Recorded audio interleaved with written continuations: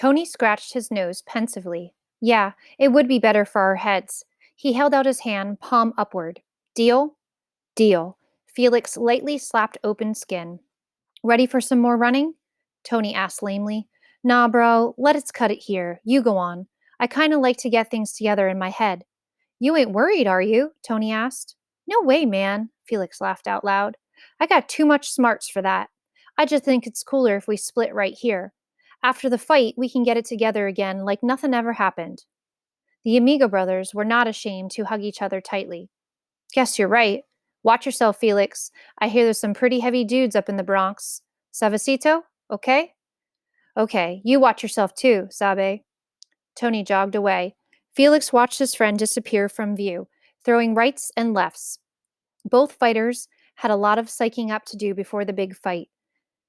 The days in training passed much too slowly. Although they kept out of each other's way, they were aware of each other's progress via the ghetto grapevine. The evening before the big fight, Tony made his way to the roof of his tenement. In the quiet early dark, he peered over the ledge. 6 stories below, the lights of the city blinked, and the sounds of cars mingled with the curses and the laughter of children in the street. He tried not to think of Felix, feeling he had succeeded in psyching his mind, but only in the ring would he really know. To spare Felix hurt, he would have to knock him out, early and quick. Up in the South Bronx, Felix decided to take in a movie in an effort to keep Antonio's face away from his fists. The flick was The Champion with Kirk Douglas, the third time Felix was seeing it. The champion was getting beat, his face being pounded into a raw, wet hamburger. His eyes were cut, jagged, bleeding, one eye swollen, and the other almost shut. He was saved only by the sound of the bell.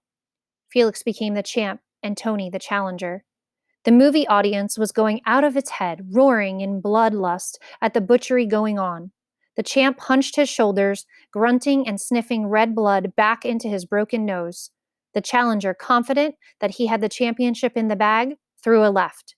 The champ countered with a dynamite right that exploded into the challenger's brains. Felix's right arm felt the shock. Antonio's face, superimposed on the screen, was shattered and split apart by the awesome force of the killer blow.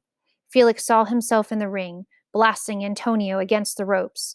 The champ had to be forcibly restrained. The challenger was allowed to crumble slowly to the canvas, a broken, bloody mess. When Felix finally left the theater, he had figured out how to psych himself for tomorrow's fight. It was Felix the champion versus Antonio the challenger. He walked up some dark streets, deserted except for small pockets of weary looking kids wearing gang colors. Despite the fact that he was Puerto Rican like them, they eyed him as a stranger to their turf. Felix did a last shuffle, bobbing and weaving, while letting loose a torrent of blows that would demolish whatever got in its way. It seemed to impress the brothers, who went about their own business. Finding no takers, Felix decided to split to his aunts. Walking the streets had not relaxed him, neither had the fight flick. All it had done was to stir him up. He let himself quietly into his Aunt Lucy's apartment and went straight to bed, falling into a fitful sleep with sounds of the gong for round one. Antonio was passing some heavy time on his rooftop. How the fight would go tomorrow affect his relationship with Felix? After all, fighting was like any other profession. Friendship had nothing to do with it.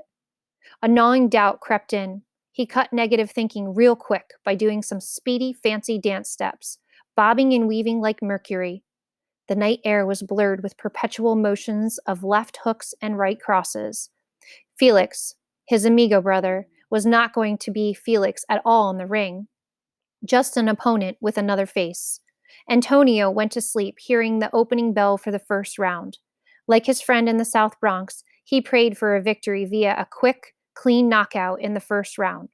Large posters plastered all over the walls of local shops announced the fight between Antonio Cruz and Felix Vargas as the main bout. The fight had created great interest in the neighborhood. Antonio and Felix were well liked and respected. Each had his own loyal following. Better fever was high and ranged from a bottle of Coke too cold, hard cash on the line. Antonio's fans bet with unbridled faith in his boxing skills. On the other side, Felix's admirers bet on his dynamite-packed fists. Felix had returned to his apartment early in the morning of August 7th and stayed there, hoping to avoid seeing Antonio. He turned the radio on to salsa music sounds and then tried to read while waiting for word from his manager. The fight was scheduled to take place in Tompkins Square Park. It had been decided that the gymnasium of the boys' club was not large enough to hold all the people who were sure to attend. In Tompkins Square Park, everyone who wanted could view the fight, whether from ringside or window fire escapes or tenement rooftops. The morning of the fight, Tompkins Square was a beehive of activity, with numerous workers setting up the ring, the seats, and the guest speaker's stand. The scheduled bouts began shortly after noon, and the park had begun filling up even earlier. The local junior high school the local junior high school across from Tompkins Square served as the dressing room for all the fighters. Each was given a separate classroom with desktops covered with mats serving as resting tables. Antonio thought he caught a glimpse of Felix waving to him from the room at the far end of the corridor. He waved back, just in case it had been him. The fighters changed from their street clothes into fighting gear. Antonio wore white trunks, black socks, and black shoes. Felix wore sky blue trunks, red socks, and white boxing shoes. Each had dressing gowns to match their fighting trunks, with their names neatly stitched on the back. The loudspeakers blared into the open window of the school. There were speeches by dignitaries, community leaders, and great boxers of yesteryear. Some were well prepared, some improvised on the spot. They all carried the same message of great pleasure and honor at being part of such a historic event. This great day was in the tradition of champions emerging from the streets of the Lower East Side. Interwoven with the speeches were the sounds of the other boxing events. After the sixth bout, Felix was much relieved when his trainer Charlie said, "Time change, quick knockout. This is it. We're on." Waiting time was over. Felix was escorted from the classroom by a dozen fans in white t-shirts with the word Felix across their fronts. Antonio was escorted down a different stairwell and guided through a roped-off path. As the two climbed into the ring, the crowd exploded with a roar. Antonio and Felix both bowed gracefully and then raised their arms in acknowledgement. Antonio tried to be cool, but even as the roar was in its first birth, he turned slowly to meet Felix's eyes, looking directly into his. Felix nodded his head, and Antonio responded, and both as one, just as quickly, turned away to face his own corner. Bung, bung, bung, the roar turned to stillness.